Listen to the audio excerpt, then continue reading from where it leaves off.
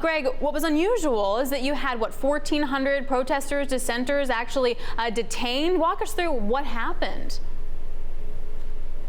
Yeah, this was probably the worst in terms of detentions to demonstrations that we've seen in the Russian capital since 2012, when there was a wave of protests after Putin's return to power for another term.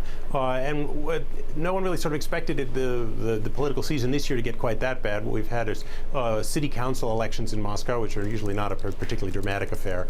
But this time around, opposition candidates had been trying to get on the ballot and were blocked. And protesters came out Saturday, a wonderful sunny Saturday afternoon in the capital, and were faced with heavy riot police presence, and we wound up with, depending on whose count you believe, between 1,000 and 1,400 people detained. Some scenes of relatively violent detention, some officials complaining about that.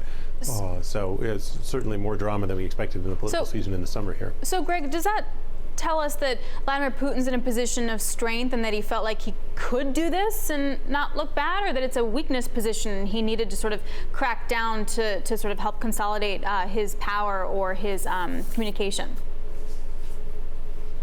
Well, it's a kind of combination of both. I mean, this is at the moment a sort of city, appears to be run by city officials and city police at the moment, and they thought, I think, that they could manage the political challenge they had of trying to keep the opposition off the ballot in the elections in September for city council. But the way it played out with the candidates being thrown off the ballot for what seemed to many like trumped up allegations about violations of the signatures that they had collected weren't right, it generally sort of seemed to have tapped into a general sense of discontent among people broadly, a sense that the authorities aren't taking their concerns seriously. So it's certainly not a grand political threat to Putin. The police were able to clear the streets. There was no sort of massive rioting or damage or anything like that.